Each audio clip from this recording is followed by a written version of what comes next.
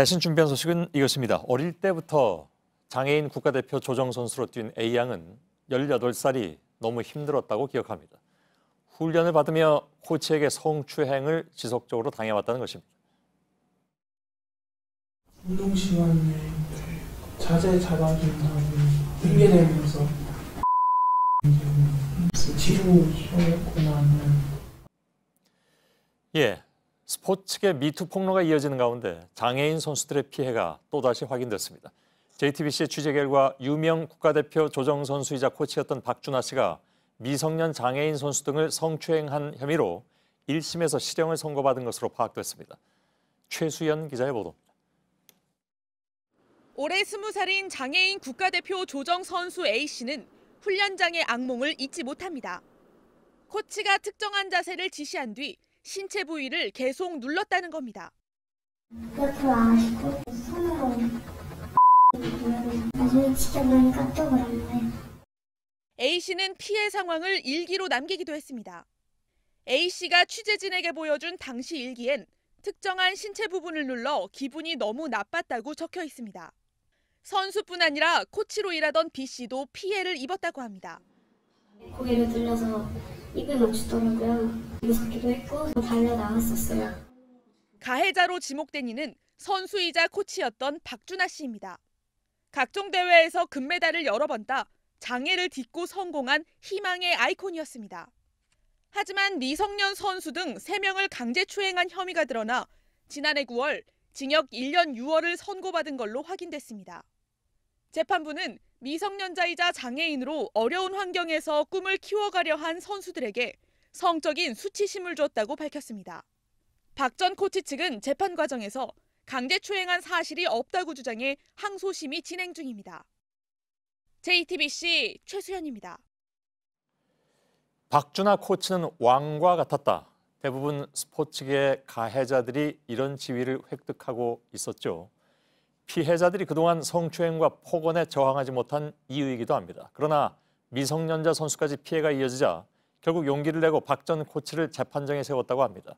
김필중 기자의 보도입니다. 박 전 코치의 성추행은 미성년자 선수까지 파고들었습니다. 차에 타면 옆구리 코치랑 못 움직이가지고 옆으로 안 하시고 손으로. 하지만 외부에 알리고 싶어도 두려움이 먼저 앞섰습니다. 그리고 나이가 많은 게 첫 번째, 저는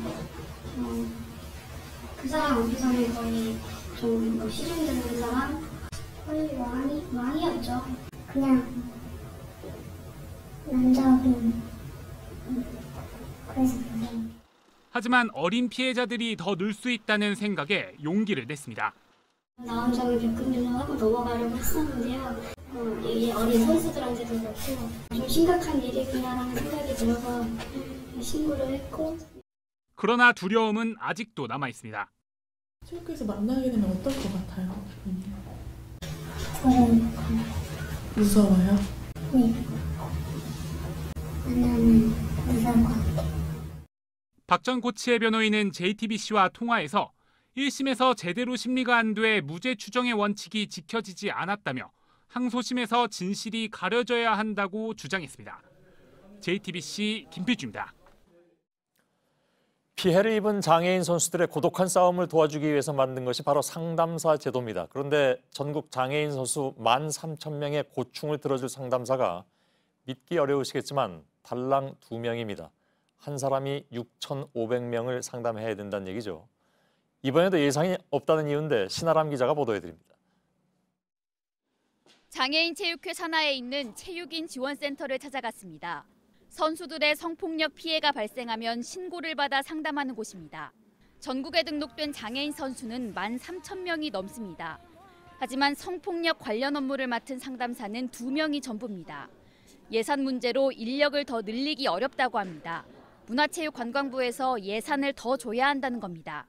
다른 문제도 있습니다. 박준하 전 코치는 성추행 사건으로 징계를 받아 지도자 자격이 6개월간 정지됐습니다. 하지만 1심 선고에서 실형이 나와 구속되기 전까지 선수 자격으로 피해 선수와 함께 훈련받은 것으로 파악됐습니다. 친구는 그때 중학교 시합 때 같은 소속팀이었는데 무서워가지고 저희 팀에 와서 지내고 바톤을 들어버렸어요. 장애인 조정연맹 관계자는 코치 자격이 정지된 것이라 선수 활동은 막을 방법이 없었다고 말했습니다. JTBC 신아람입니다.